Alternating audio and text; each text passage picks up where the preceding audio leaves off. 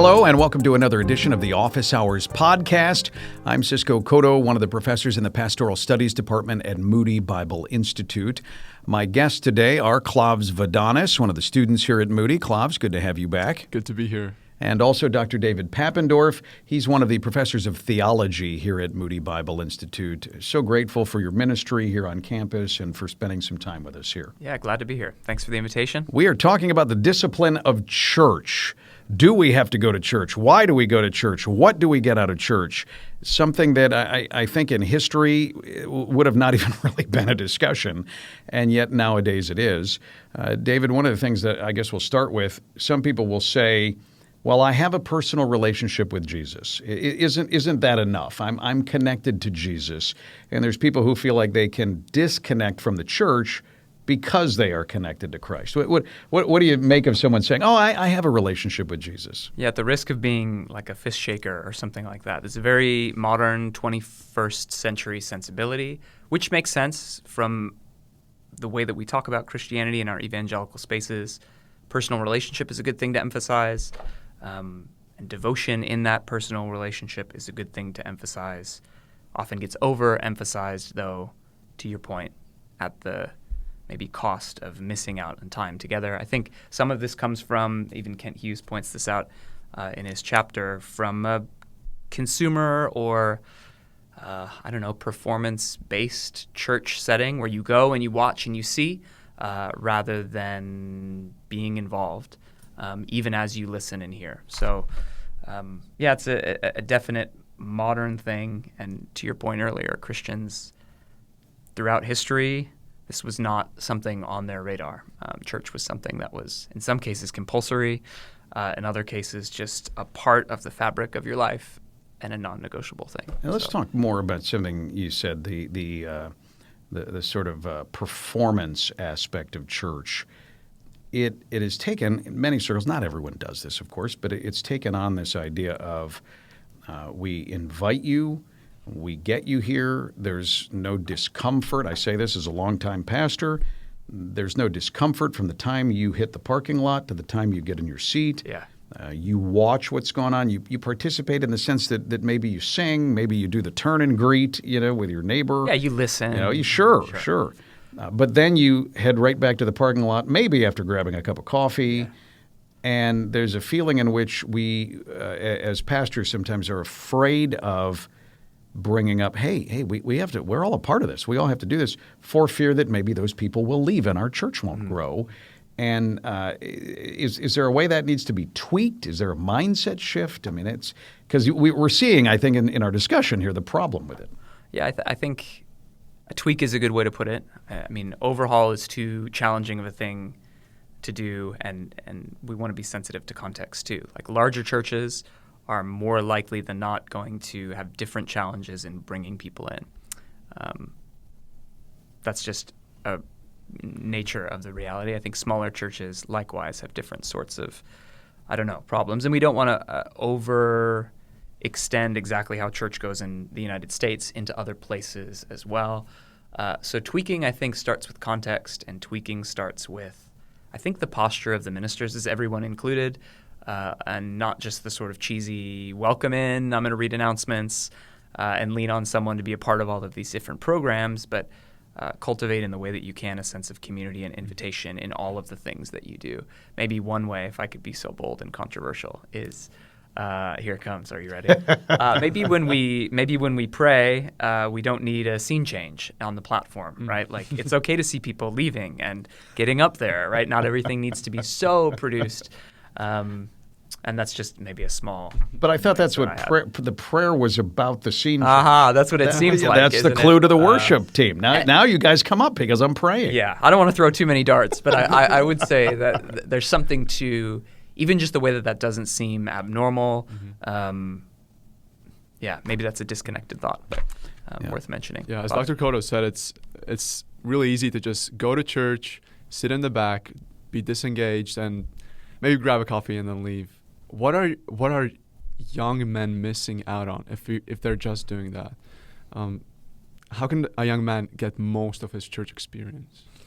Yeah, good question. I think there's a difference, and an important difference from going to church and church life, and maybe that's a good contrast to make.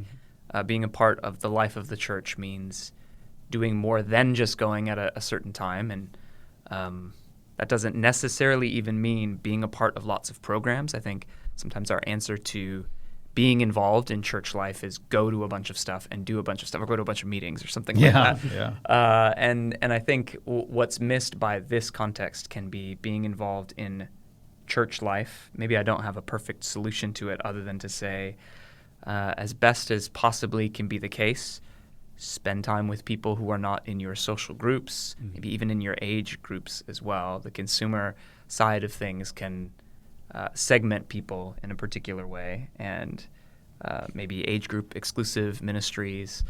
I think a challenge is, I think Gen Z especially, maybe millennials too, feel a little bit kind of shoved off, or maybe browbeaten a little bit, kids these days, this kind of thing.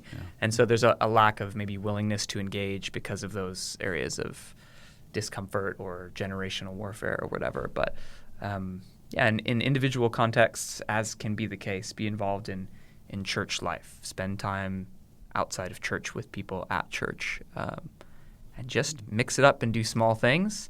I think that's a way to start. Maybe that's a word for pastors, too, that might be watching. Sure. Create, I don't mean invitation just in the sense of kind of seeker or whatever, but invite these younger people in. See them as sisters and brothers that the whole church needs. Often we're telling them, you need older Christians.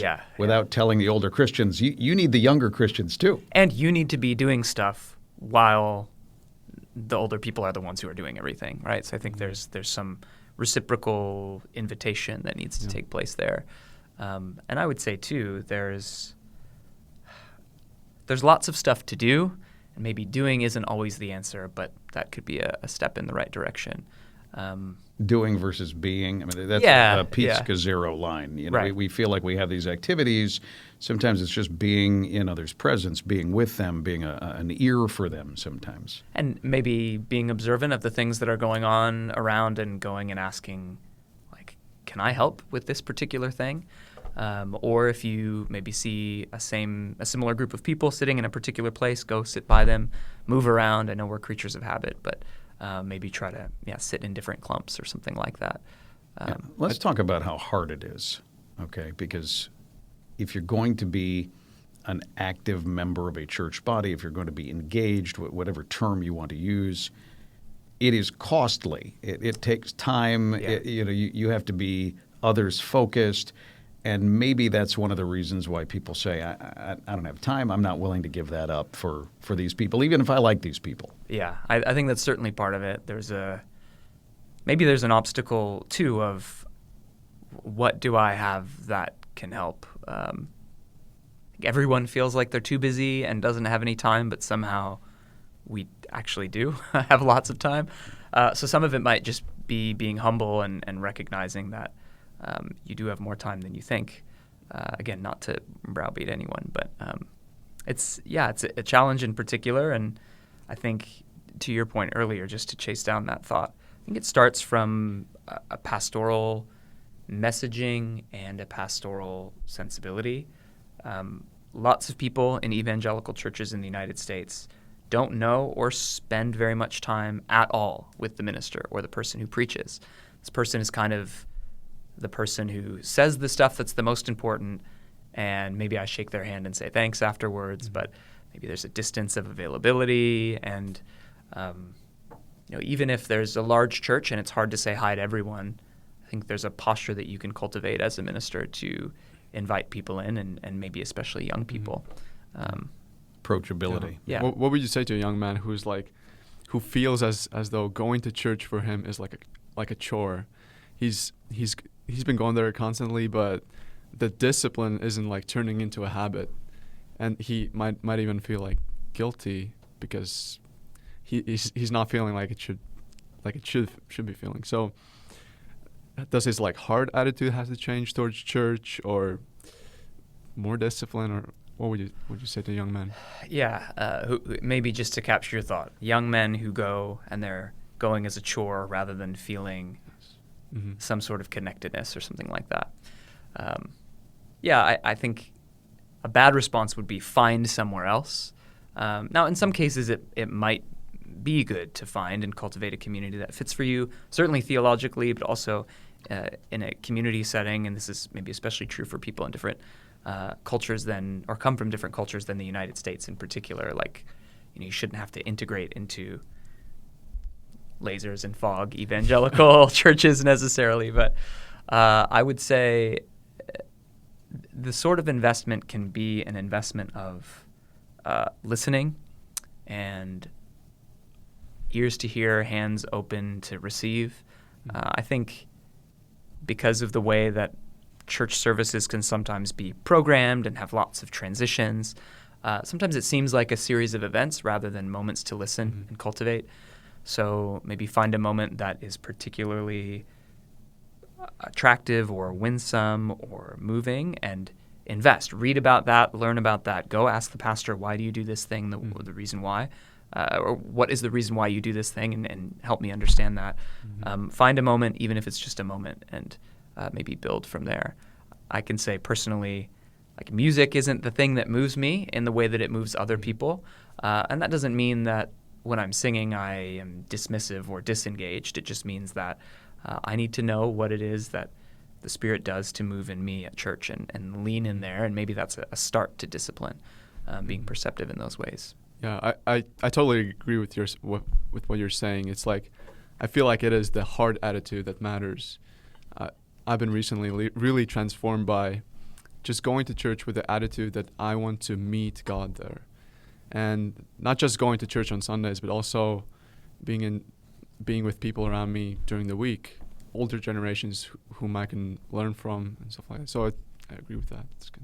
So talk to the person who sees church as, I'm here to be fed. Because I was a longtime pastor, I've had this way more times than I'd like. Yeah. Oh, I'm just here to be fed. I'm just here to be fed. It seems like Klavs is talking about a heart shift. It seems like there's also a mindset shift that needs to happen if you're just there for your feeding. I mean, that's certainly true, right? We wouldn't say that that's not the case, that someone comes to be fed. But even in that articulation, it's so transactional. I mean, it sounds like you're at a restaurant or something, and all of the apparatus that comes along with that. I think as a pastor or elder in a church, that attitude is never going to be easy to counteract. I think, though, as you come to be fed, I think we can ask the penetrating question of, okay, who is it that's doing the feeding? What is the food?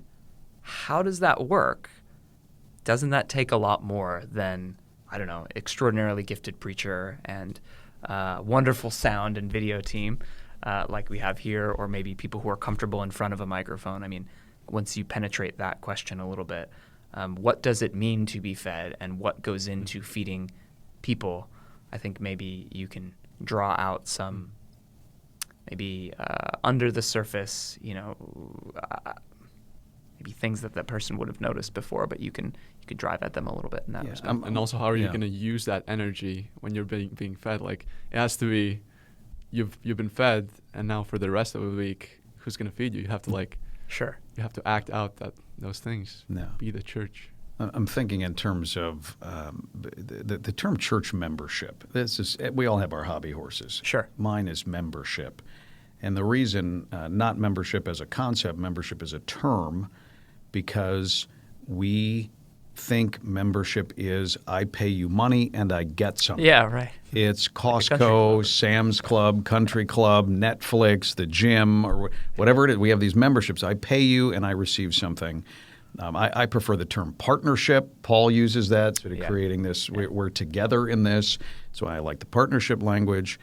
Is that maybe part of the mindset shift? This isn't just any other organization that I show up, I give a little money, and you feed me, but I'm actually a part of helping others grow as well. That's a good way to articulate it, and I hadn't thought of it that way, and I'm going to I'll cite you, but I'll use that. It's not that good. You don't need to cite. It's okay. Okay, so maybe that's the reason to cite you. If someone pokes holes, I can say, I don't know, this guy that I know. It just was told me. Cotto. Yeah, It wasn't me. right. No, I think that's exactly right, and that captures so many more of the metaphors that Paul and others in the New Testament use to talk about being together.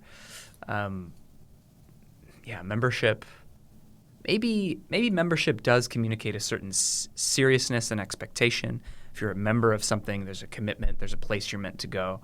So I don't want to wash out all of those good things, but partnership gives an expectation of working together and doing together, which is probably the best way to articulate that. If I could ask a specific question for Moody students, because Sure. this, especially specifically for when we're talking about membership, Moody students are here for like 4 years, and then they move on to mission or somewhere else, and oftentimes there are questions about, should I become a member of this church, or should I just go to this church, shouldn't be in the background? How, if you're not going to commit for a lifetime, how should we look at membership through this? Yeah, I think there's, and you can speak to this too, Cisco. There's a sense of accountability and responsibility that ministers have to their members, just as members or partners have to the ministers. It's a two-way street. And so my advice to Moody students would be absolutely be the member of the church where you are for even a small number of years. Not only does that create and cultivate the partnership, but it creates a sense of pastoral oversight that you may not be able to get if you're kind of a roving attender, not member. And it gives you opportunities to be involved in a lot more things, including even just the dreaded congregational meeting. Who's going to vote on the budget? Yeah, right. That's right. And maybe this is sort of the stigma of like, well, members, they just sort of sit around and complain about the color of the carpet or, this budget line or something. I would say too, so we lived in East Lansing, Michigan for a while, which is where Michigan State is, and we went to University Reformed Church. So some of you have maybe heard of that, or some listeners will have heard of that. And their ministry in particular was their model, if we want to call it that. Faithful families who will be there and who have been there for a long time, recognizing that their ministry can be ministry to students who will be around for 3 or 4 years. Mm-hmm. And even just kind of shaping a part of the ministry of your church around that expectation helped them to, I think really well, equip students, welcome them in, say, you should be members. Here's the way that we can get you involved in church life so that when you go, because we know you will, in all likelihood, you're equipped to serve. And that can be, I think, from the perspective of the student, sort of training ground one for being an active church member and seeing what that can look like. Because eventually we're training for ministry. We're expecting that this gift that we've been given here at Moody as Moody students. And are you a Moody grad too? I am. I thought so. Of the seminary. Yeah, okay. So we've been given this incredible privilege, and we're meant to, steward that well. And even in a short window of time, there's a way to learn and to grow and be sent and maybe channel something good about that experience. You're talking about membership. So I'm asking you, because I have struggled with this as a pastor when I've gotten this question. I'm here on Sunday. I'm in a small group. I serve on this team. I give money financially. Why do I have to go to that meeting? Why do I have to sign the papers? Why? It seems to many as though, hey, I am a member. I'm doing everything a member should do. Yeah. The Bible doesn't say I have to go to your class. Why do I have to do that? And yet there is this initiation step that we ask people to give to be a part of, even if they're doing everything else that we would ask them to do. Yeah, I think there's this sort of historical biblical answer to why that's important, and then there's the practical one maybe from the pastoral side. The church has always had initiation rites. Like, this is what it means to be a part of the community, whether baptism or a variety of other things. And so we have a history of doing that. Maybe that's not the best argument, but that is one for the sake of continuity. I would also say, too, that one of the ways that we as ministers can actively perform the governance side of being a pastor and lean into the ministry and personal side of it is knowing that there's a commitment. If there's something that needs to be said from me to you or you to me, because we're in this thing together, the context for that can be proactive and productive rather than simply, I'm in charge, you pay me the money, I'm going to do this thing. So, yeah, and if you act up, I'm going to discipline you. Yeah, You know, right. You're giving right. me permission to do that. And in a real way, that's what church membership does, among Part of many it, other things. But there's the mutual accountability that I think is so important there. I have as a pastor, I'm thinking I'm told that as an elder that I'm going to have to give an account Yeah. for the people that I shepherd. Judged more harshly. Right? Exactly. And I've struggled through, as I've relayed that to people, hey, I need to know who's part of my flock. Yeah. I need to know who I'm going to be responsible for. Who is Christ going to ask me about when this judgment happens? And if you come and you say, I'm going to agree, I'm going to be a member of this church, I go, all right, now you're on Cisco's ledger here. Yeah. You know, but then people go, so it doesn't matter. You're going to ignore me? You're not going to visit me in the hospital? You're not going to shepherd my soul because I didn't go through your class? So I'm still navigating through exactly how to bring that to bear on it. But I need to know that you're on my team and that I'm going to give an account for you. And the person who's here once every 6 months, maybe that's not the case. Yeah. You know, even if they consider it their church home. Yeah, I wanna ask a question that's talking about an issue that's really recent in church history, which is online church. Sure. How should we look at online church? Because a lot of times, I've asked somebody on a Sunday afternoon, did you go to church today? And they're like, yeah, I did online church today. How should we look at it? Maybe talk about communion issues or. Yeah, I think like most things, the sort of fringe on each end of the spectrum is far too intense and maybe, not fully rounded. Meaning everything can be online and it's fine because we're all Christians and Jesus is in charge. Or on the other side, that there is no place for online church, or you shouldn't record any church services, and if you didn't go in person, you didn't really go to church or something like that.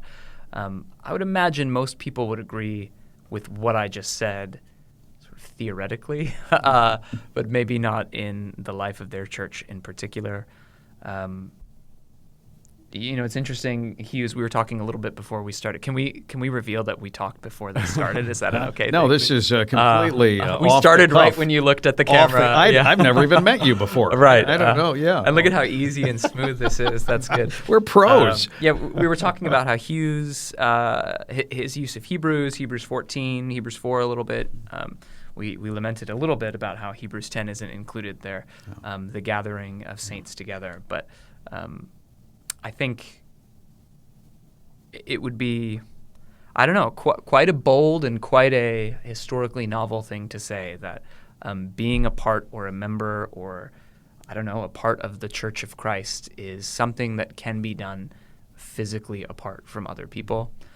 I think, Cisco, you brought up the maybe reasonable, meaningful exceptions of what if someone is homebound? What if someone's traveling and they're a member or a partner of a church and they want to hear their pastor teach them? I think that's an acceptable time, but an exception rather than the rule to listen and to hear. Online church can also communicate that the thing that you're doing is just hearing, and that maybe creates a participation that's more of a receiving rather than a being or being with. So I'm inclined, or maybe I should say I'm disinclined, to encourage anybody to be an online member or participant with any sort of regularity.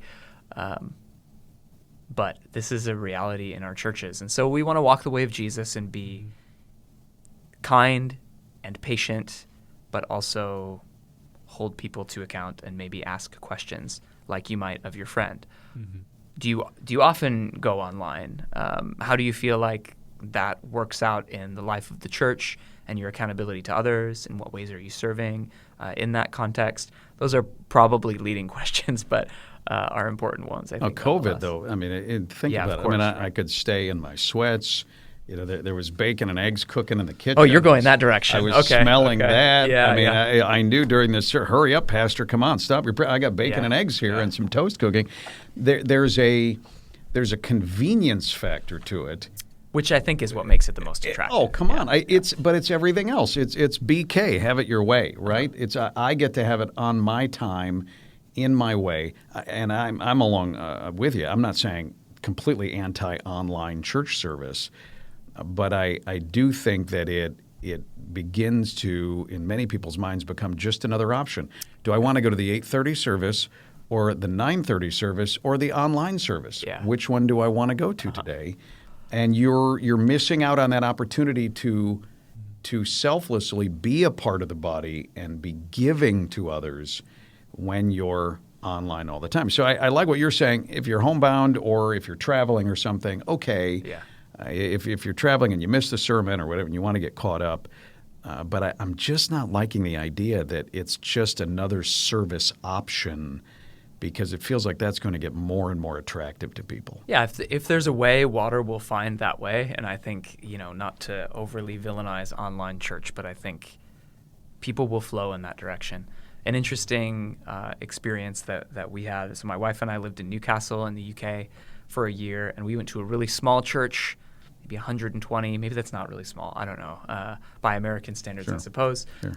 And really tight-knit community, the sort of place where you show up at 9 and you leave at 2 and nobody feels like they really want to leave.